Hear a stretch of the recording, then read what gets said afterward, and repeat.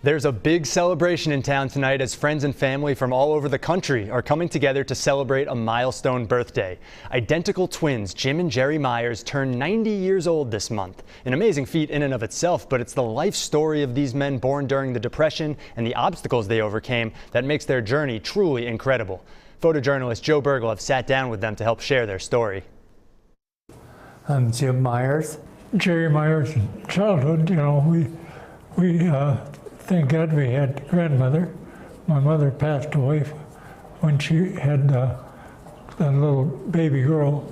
So we ended the first years living with our grandmother.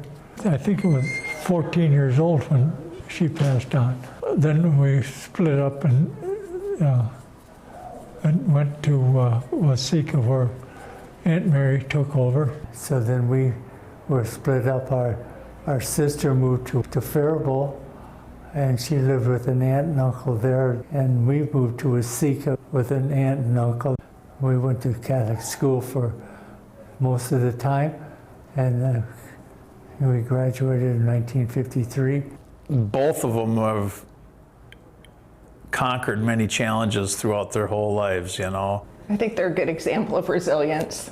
I think their childhood was not typical, and yet they, I think, were surrounded by a lot of people who cared about them. I started off in working in Southern California around different areas, and then I worked as a general contractor and sold real estate, and then I was ordained a deacon for the Catholic Church.